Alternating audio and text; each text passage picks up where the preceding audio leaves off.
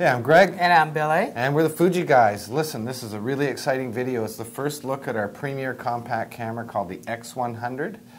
Besides all of the new groundbreaking technology that's built into this camera, it's got a lovely retro style, really mixing the best in what was great about older cameras from a design and functionality with the latest modern technology. So Billy, this is going to be a mouthful to go through all the controls on this one, but let's start by going through front, side, bottom, back of this camera and show them what all the buttons do on this camera. Okay, I'll try my best, Greg. Again, this is a pre-production model, so some of the fit and finish is not finished again, so some of the dials are not securely placed. Some of the finishes are not the way it should be. But again, it's just a quick little preview. So let's take a look at the front of the camera first. We have the lens cap. Of course, it reveals the 35mm equivalent to f2 lens that's in the front of the camera. One thing I want to show you as well is that there's a little metal cover that if I twist out,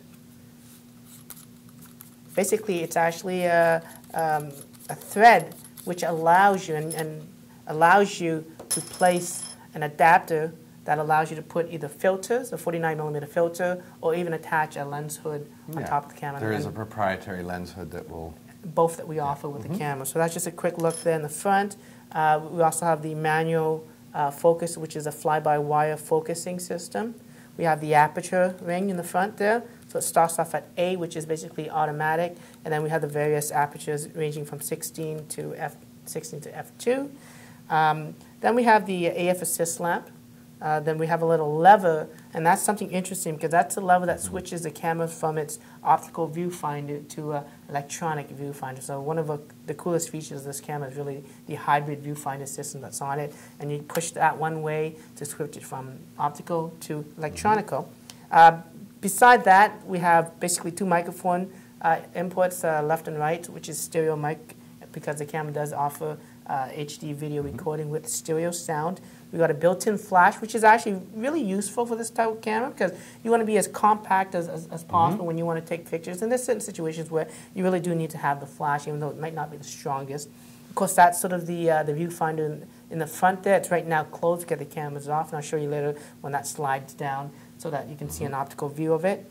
Now, if we take a look at the side of the camera, this is where the focusing options are. You have manual focus, the autofocus, single focus, and you have a continuous autofocus as well. And then you have sort of a little strap area where you attach the camera strap. Okay. Now we take a look at the opposite side of the camera. That's where the other strap you attach to. You also have a little cover, and that cover reveals the USB connector as well as the mini HDMI port on the camera. So the mini HDMI to full HDMI cable is sold separately. That's for this correct, one, just Greg. to point that out.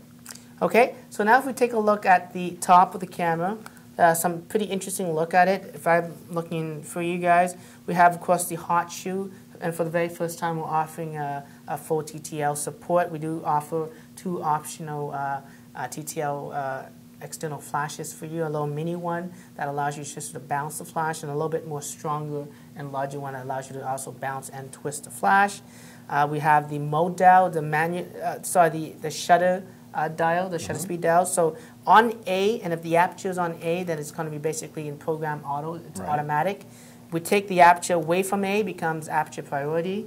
We take the shutter speed away from A, becomes shutter priority. And we take both away from A, becomes full manual control. So one of the coolest things about this camera is the ability to actually instantly select your exposure settings without having to even turn the camera on. Okay, so that's a mode dial. It goes from 1/4000th of a second to a T mode, which is a time mode. You push down one time, it keeps the shutter open, and you push it again, it closes the shutter. And you have a bulb mode that you push and hold down, and you can hold it down for, I think, over about an hour. So that's the maximum time for the exposure. We have the on and off switch. And then on top of that, we have the shutter button, and the shutter button has a nice way to depress it. You can see there's good movement to it, and you can push it all the way down to take the picture.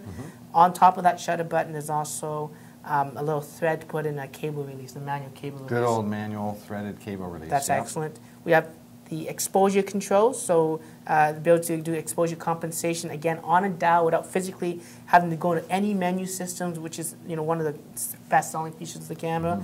There's a function button right here, and you push that, and it gives you quick access to things like the ability to change ISO.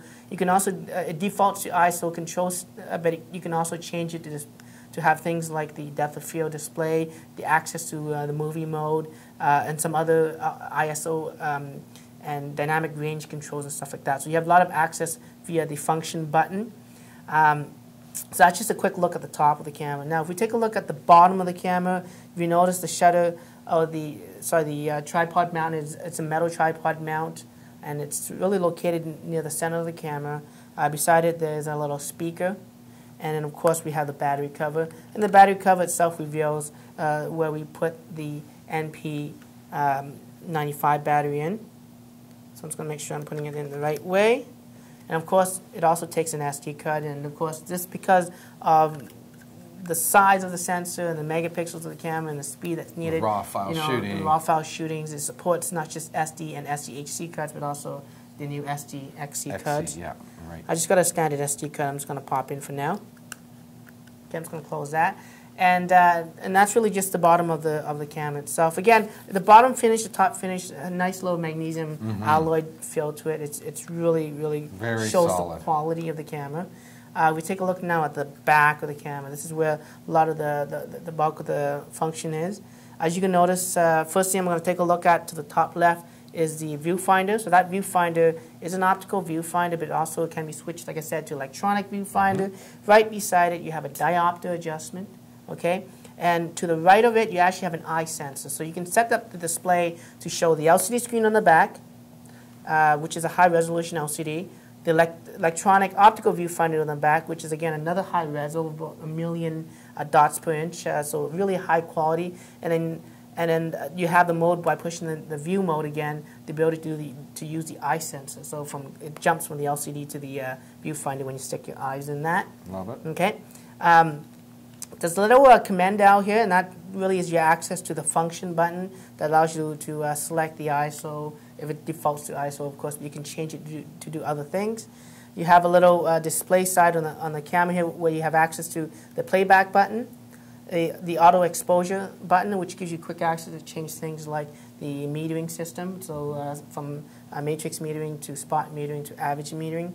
You have the autofocus point, so when you hold that down, you can use the directional pads and point the 49 different autofocus within the camera, and you actually select it so that you don't have to reposition the camera to take that photo. And of course, you got the view mode button, which allows you to jump from the screen to the electronic viewfinder. And the screen itself is, again, 2.8 high-res screen. You have an auto focus, auto exposure lock, and that can be configured as well within the camera's menu system, the way you want to operate, just like some SLRs out there. You got the display back button. You got the RAW button. That RAW button is actually a quick access in order to switch it to shooting in RAW. It also does RAW and JPEG shooting as well, but if in playback you're taking pictures in RAW, that is also your one quick access to the RAW conversion that's built into the camera itself. So if you want to share that photo to somebody else and quickly have a JPEG version of it, you can do that within the camera without having to download. We've also got a little another command dial that allows you to adjust the different settings. It also helps you navigate the menu systems as well. On top of that, you can use the up, down, left, right, just like any of the Fuji cameras. So if you used the Fuji camera before in the past, the menu system is very similar in terms of control.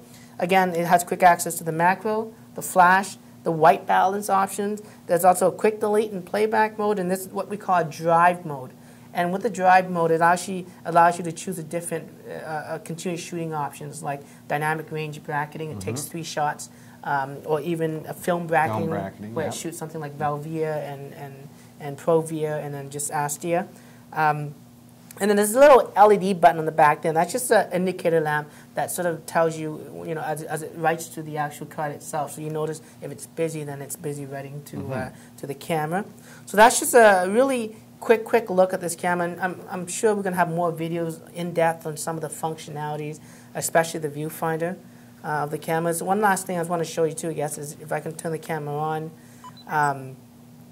And as a quick note, this camera does have some shutter sounds, but by pushing the display button just for a few seconds, you can actually enable what's called the silent mode, yep. which turns off all the beeping, the flashes, and whatnot. So that's just a quick look at the camera.